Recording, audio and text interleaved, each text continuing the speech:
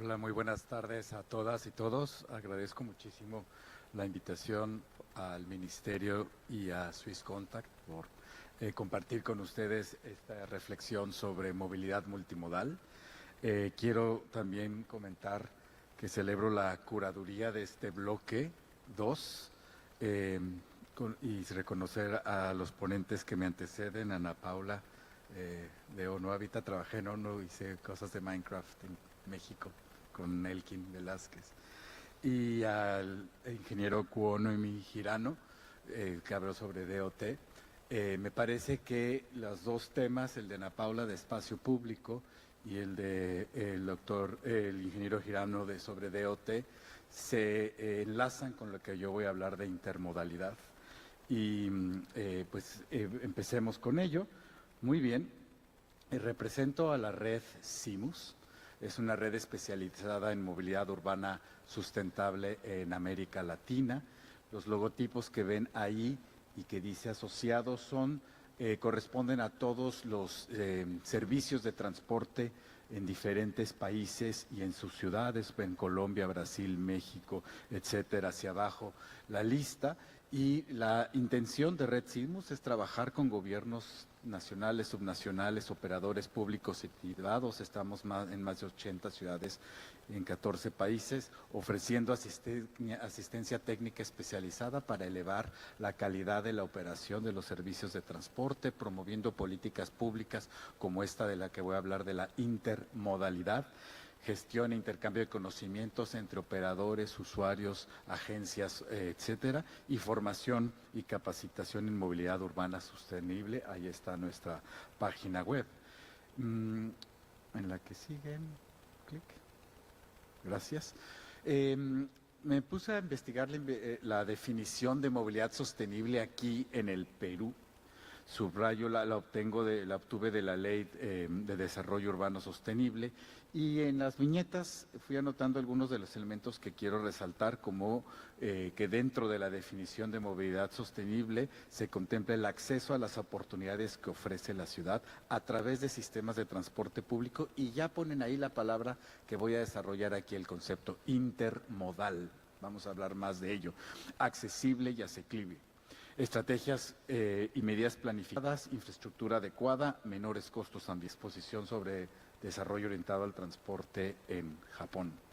Entonces ustedes ya lo tienen en su definición legal, digamos, pero hay una diferencia muy importante entre lo que está pasando en la historia que vimos en Japón y nuestros países de América Latina. No estamos formando demanda de transporte. Dejamos que suceda, digamos, sin ninguna orientación, no la captamos y luego vamos detrás de ella intentando dar el servicio. ¿Y saben quién captura entonces esa demanda? Pues el mercado informal. Entonces necesitamos anticiparnos para poder generar estos desarrollos como lo vimos en Japón, a través de espacio público, como lo vimos en la exposición con Ana Paula. ¿Qué es la intermodalidad?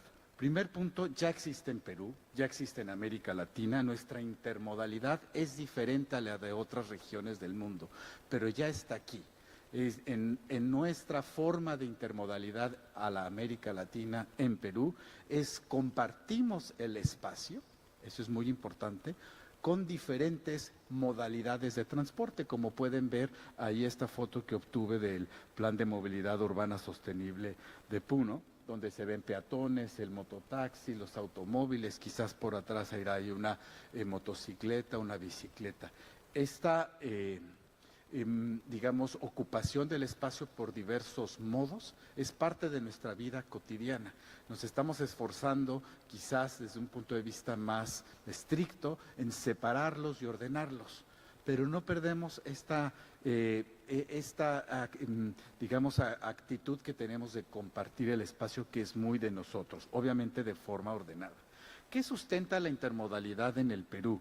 Me puse a ver aquí otras leyes y ya tienen un marco bastante interesante para fortalecer sus esquemas de intermodalidad en el transporte en las ciudades peruanas, como puede ser primero partir de la movilidad y la intermovilidad a través de la Ley General y sus decretos, la Ley General de Transporte y Tránsito, que ya establece, que habla y regula el transporte y tránsito terrestre, el decreto legislativo, otras leyes. Luego tenemos un entramado legal que favorece un enfoque de equidad a través de la Ley de Igualdad de Oportunidades entre Hombres y Mujeres o la Ley Orgánica de Gobiernos Regionales que nos orienta hacia el desarrollo regional y que comprende la aplicación de políticas.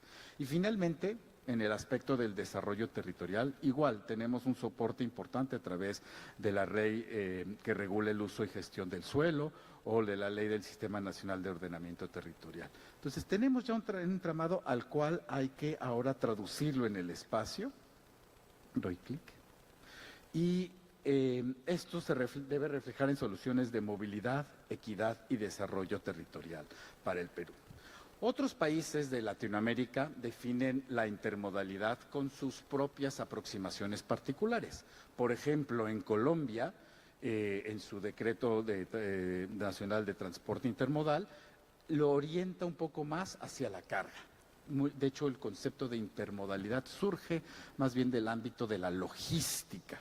Aplica también en Colombia pasajeros, habla de intermodal como dos o más modos y lo separa de multimodal cuando es un sistema urbano mucho más complejo. Brasil tiene una definición un poco más amplia y conveniente para el tema de la intermodalidad, ya que habla de la integración entre diferentes modos de transporte y la mejora de la accesibilidad y movilidad de las personas hacia estos modos de transporte. Es una definición un poco más amplia. México, mi país, no lo tiene tan definido, sin embargo, tenemos algunos ejemplos concretos que, aunque carecemos de una definición legal, en lo operativo están sucediendo. Pero volviendo al Perú, ustedes tienen ya una guía, un manual de desarrollo de planes integrales de movilidad que propone un enfoque estratégico para el cambio de paradigma que necesitamos en la movilidad y que con la intermodalidad puede acelerarse. Este cambio de paradigma en inglés se llama el enfoque ASI, Avoid, Shift, Improve, en español evitar, cambiar y mejorar. Tenemos que evitar la demanda de viajes, nuevos viajes, sobre todo en transporte motorizado. Y fue justo el ejemplo de TOD, un clarísimo caso en donde se evitan los viajes motorizados utilizando el transporte ferroviario. Cambiar es la segunda estrategia, promoviendo un cambio hacia modos de transporte más eficientes energéticamente y también en consumo de espacio, y mejorar, que es el tercer enfoque, la eficiencia y la seguridad en los sistemas de transporte. Evitar, cambiar y mejorar. Es lo que tenemos que llevar a la práctica en ciudades del Perú y de América Latina. Además, el programa, la guía de los planes de movilidad, concibe ya muy bien la jerarquía de la movilidad, como la representa en este gráfico, el cual obtuve de esa propia guía, y la relaciona de forma muy interesante con las tres respuestas estratégicas. Entonces, para evitar demanda de viajes, necesitamos trabajar en densidad, usos mixtos y calles y espacio público, como lo mencionaron antes. En eso me voy a centrar en las siguientes láminas. Esto es la guía metodológica que yo junté de los diferentes diagramas del manual para hacer planes de movilidad. Mi punto es, que no les voy a explicar todo ese diagrama metodológico, para eso está la guía. Mi punto es que en la parte central del proceso metodológico se habla sobre el futuro. Ahí lo quise encuadrar en ese punto amarillo, en el proceso de desarrollo de los planes. Y es ahí cuando cada ciudad del Perú tiene la oportunidad de repensar su futuro a la forma y usanza y a los criterios de esa ciudad. Por otro lado, Naciones Unidas, a través de ONU Habitat, tiene este índice de transporte urbano sostenible con diferentes indicadores, en donde en su primer punto también resalta la intermodalidad. intermodalidad, la posibilidad de usar diferentes modos de transporte para circular en la ciudad. Veamos algunos casos a nivel Latinoamérica de intermodalidad, muy basados en mejorar, en la parte del enfoque de mejorar el sistema de transporte público. Está el caso de Bogotá, que empieza en el 2000 y llega hasta nuestros días con un cambio muy importante a través de sistemas troncales, zonales, ahora tiene telecables y bicicletas. Un sistema intermodal, ¿sí?, que ofrece diferentes servicios. Está también el caso muy interesante de esta ciudad brasileña, Vitória, en Brasil, de 2 millones de habitantes, en donde además de autobuses, bicicletas, aplicación, etcétera, también contempla el transporte fluvial o marítimo, que para el caso de Perú también sería interesante, sobre todo en algunas de las provincias en el Amazonas, interesante. Y está el caso en mi país, México, la Ciudad de México, que trabajó extensivamente para lograr tener ese mapa que se ve ahí, que es la red integrada de transporte. Cada línea representa o el metro, o el teleférico, o los BRTs, o el tranvía, en un solo mapa. Un ejemplo de intermodalidad, y tenemos la tarjeta justamente como se ve ahí, con todos los diferentes servicios. También nuestra segunda ciudad en el país, Guadalajara, está haciendo sus pasos hacia la intermodalidad entre buses, metro y bicicletas, igualmente con una tarjeta que se llama Mi Movilidad. Entonces vemos integración tarifaria, integración operativa, integración física en los modos de transporte. ¿Es suficiente? ¿Estamos ganando demanda? ¿Estamos generando demanda como nos mostraron el caso japonés? No. Sí es conveniente para las ciudades porque estamos dando un mejor servicio, pero no necesariamente estamos ganando demanda. ¿Y por qué no estamos ganando necesariamente demanda? Porque no estamos trabajando la intermodalidad donde surge, en su inicio. ¿Cuáles son las oportunidades de la intermodalidad en el Perú? Primero, pues un punto muy importante, ustedes pueden ver en esa gráfica, en la parte de abajo, las ciudades de Cusco, Piura y Puno. En la franja verde habla sobre el transporte motorizado individual y compara esas ciudades del Perú con otras como Ámsterdam, Barcelona, París. Vean la baja participación del transporte motorizado individual. Luego la franja azul clara es el transporte sostenible, es el peatón o el ciclista, y luego la franja azul más fuerte es el transporte motorizado colectivo, el transporte en autobús. Vean que en Perú, sin mucha inversión, tienen más peatones y más usuarios de transporte público que otras ciudades que han invertido mucho. ¿Por qué sucede esto? Pues por nuestro nivel de desarrollo socioeconómico. Es una debilidad, puede ser, pero también es una oportunidad de sembrar una intermodalidad a la peruana, digamos. Por otro lado, esta gráfica que también obtuve de la guía de planes de movilidad nos muestra en verde el porcentaje de vehículos livianos y de carga, y en azul el porcentaje de vehículos tipo motocicleta. Entonces vemos que dependiendo de la ciudad en el Perú hay un reparto muy diferente en el parque vehicular. Ciudades como más bien provincias o como Madre de Dios o Loreto con una altísima participación de la motocicleta, y en la parte baja de la gráfica una muy baja participación.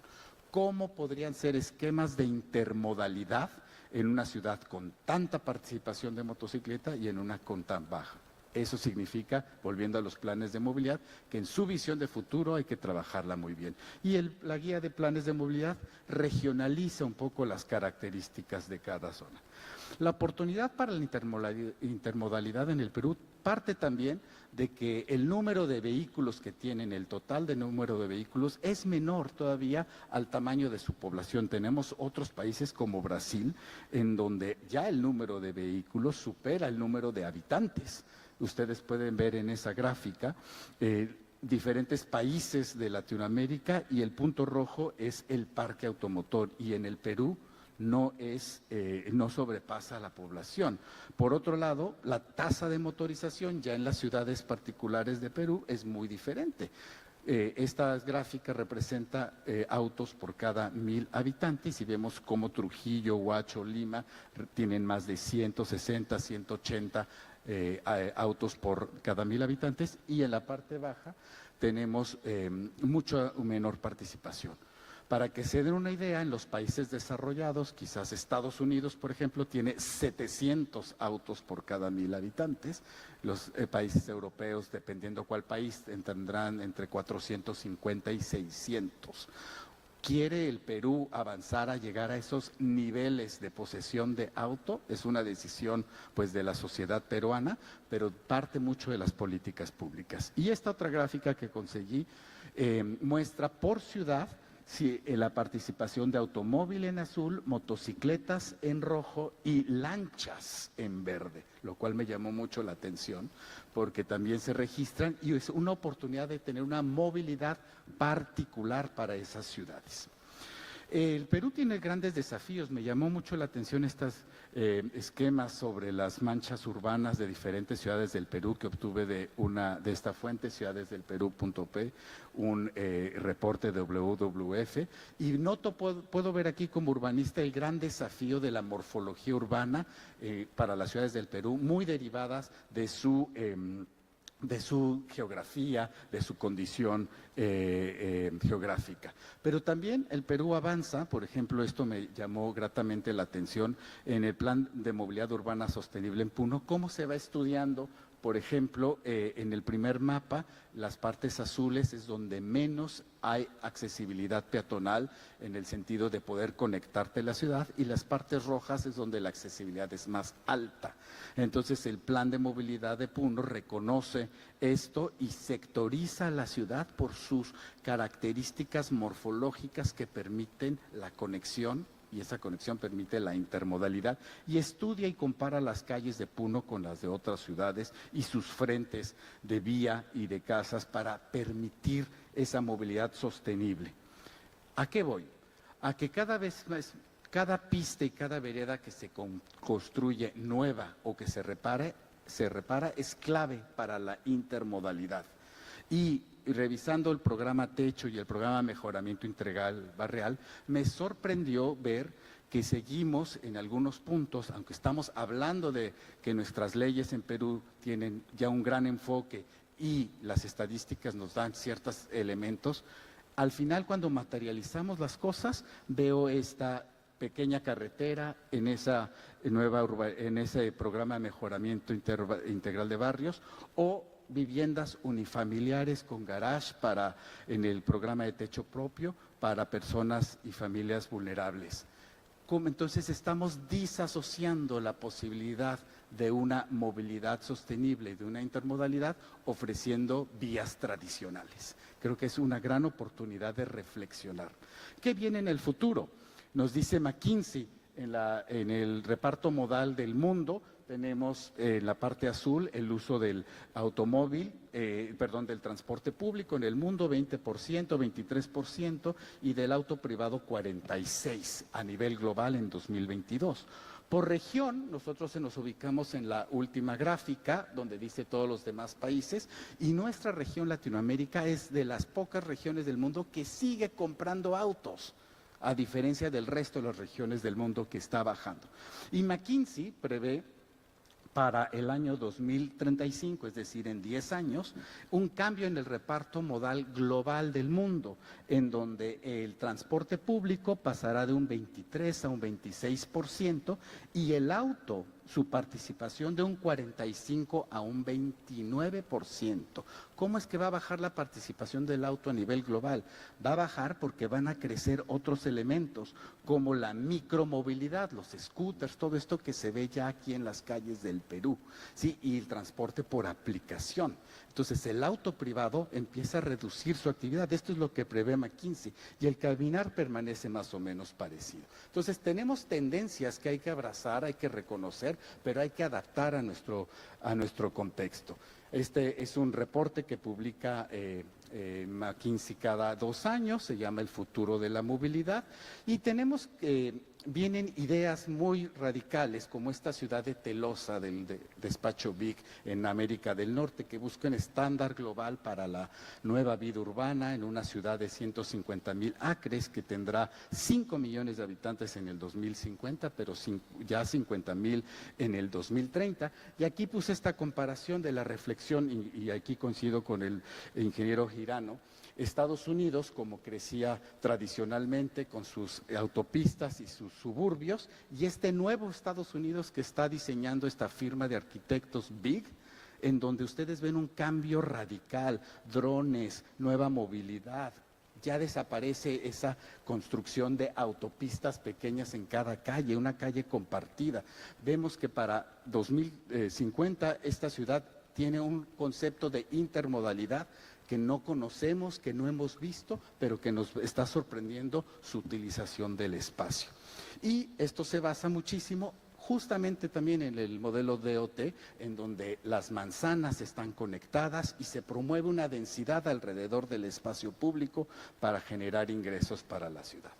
La intermodalidad ya está sucediendo por parte del sector privado. Amazon está construyendo, está probando esta entrega de sus productos a través de drones. Entonces, la intermodalidad sin infraestructura o vuelos a través de helicópteros operados por dron en ciudades como Nueva York o París.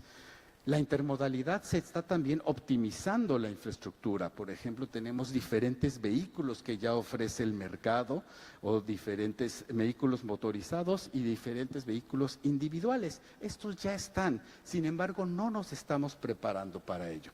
Por ello, propongo que reconozcamos que tanto el Perú como el resto de América Latina pues estamos ya inmersos en esta lógica de movilidad y transporte. Me sorprendió preguntarle a ChatGPT qué aplicaciones de movilidad se usan en el Perú. Ahí ven ustedes alguna lista inicial, pero sobre todo me llamó mucho la atención este punto. 8 de cada 10 peruanos utilizan alguna app de movilidad. Y me preguntaban algunos colegas, ¿cómo puede ser esto tan alto? Pues yo creo que muchos de ustedes usan para el tráfico, Google Maps, piden Rappi, etcétera. Todas esas son aplicaciones que utilizan un tema de movilidad y entonces estamos muy relacionados a ella. La intermodalidad ya está aquí, pero no la estamos canalizando. Por eso, y con esto cierro, ¿cómo impulsar la intermodalidad en el Perú? Pues a través de lo que ya tienen legislado, su movilidad, su equidad, su desarrollo territorial, abrazando la tecnología, la inteligencia artificial. De hecho, mañana hay un bloque sobre esto, pero muy importante, adaptándolo a la peruana, a la cultura local, no importando modelos, simplemente replicándolos, sino pensando localmente. Con esto termino, muchas gracias y hasta pronto.